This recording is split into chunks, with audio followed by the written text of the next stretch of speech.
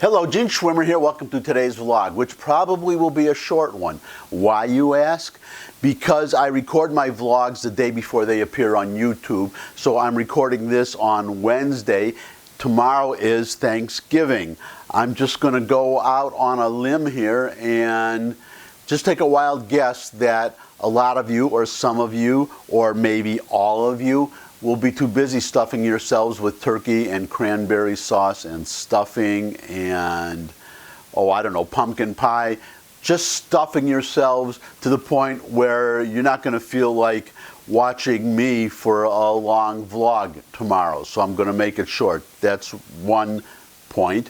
Point two is I want to keep a regular 5-day-a-week schedule of posting vlogs when I can. So that means I will be recording my next vlog on Thanksgiving to appear on Friday. So tomorrow I may be too busy stuffing myself with turkey to record a long video. So the video that appears on Friday may be a short one too. It may be even shorter depending on how much I stuff myself, which could be pretty stuffed, just going by past experience, a lifetime of experience stuffing myself on Thanksgiving.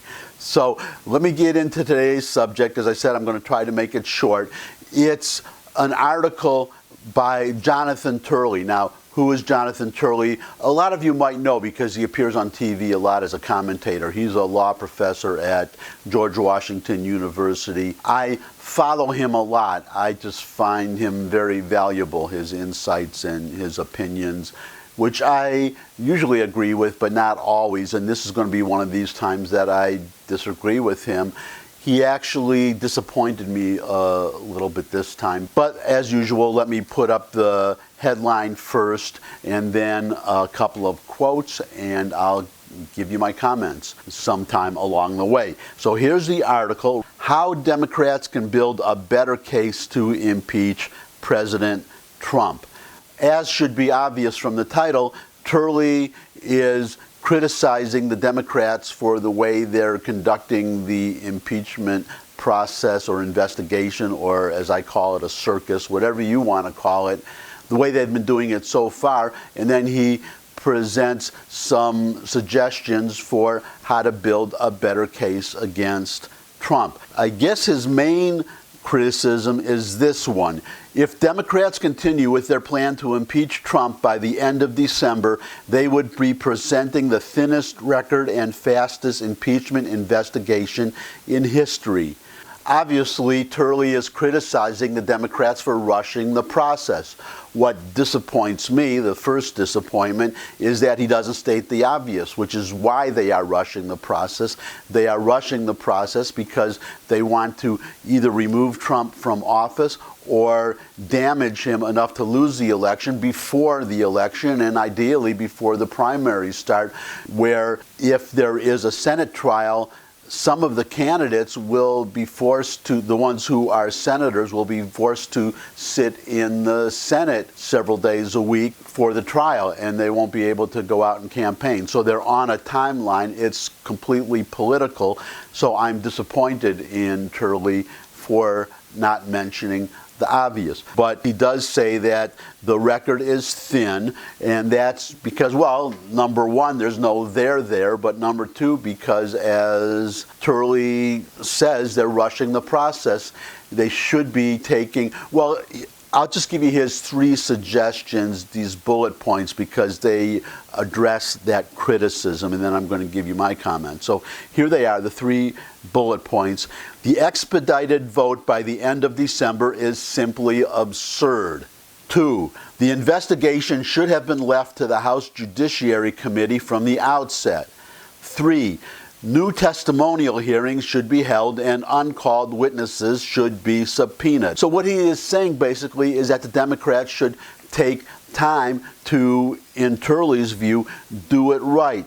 Take time to, well, number one, give it to the House Judiciary Committee, which is the committee that is supposed to be tasked with holding an impeachment investigation? Why did they give it to Schiff and the Intelligence Committee? Well, we all know why, because when Nadler had the testimony of Corey Lewandowski, it was a total disaster for them. They don't want to trust Nadler to drive the narrative toward the conclusion that the Democrats have already decided that they want to reach. So they gave it to Schiff.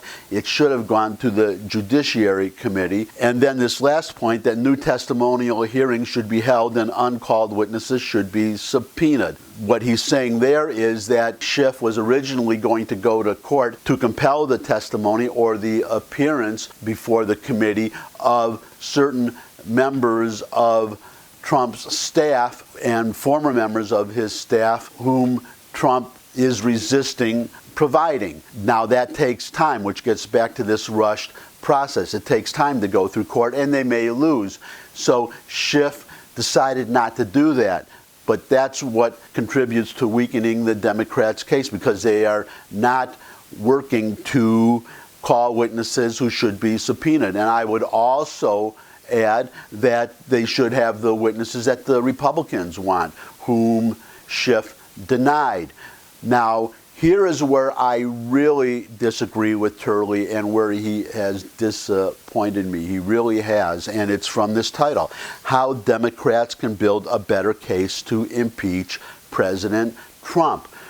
My question is, why build a case at all? That is not the purpose, in my opinion, of impeachment hearings. It's not to have a preconceived conclusion and then build a case for it. It's to investigate the charges, and then you can impeach on the conclusions on those charges if they are made.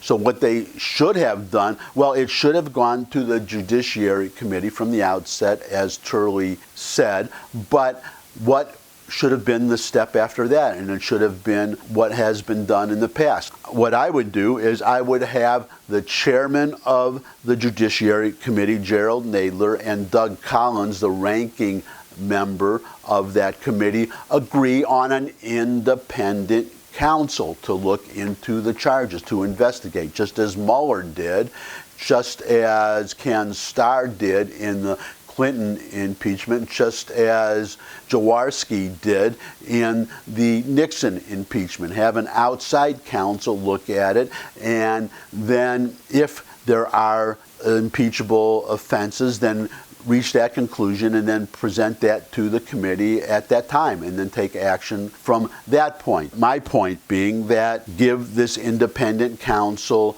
all the time and money that that independent counsel needs to conclude an investigation and reach a conclusion, and if necessary, recommend charges for impeachment, or to say that, as Mueller did, that there were no charges for impeachment. We all know, let's not kid ourselves, the reason they are not doing it this way, as they did with Mueller, is because they are afraid that the independent counsel, the newly appointed counsel, will not reach the conclusion that they have decided in advance that they want the counsel to reach. That's number one. Number two is the timeline. They are in a hurry to get this done by the end of December. As Turley says, that's absurd. Let an independent counsel take as much time as that independent counsel needs.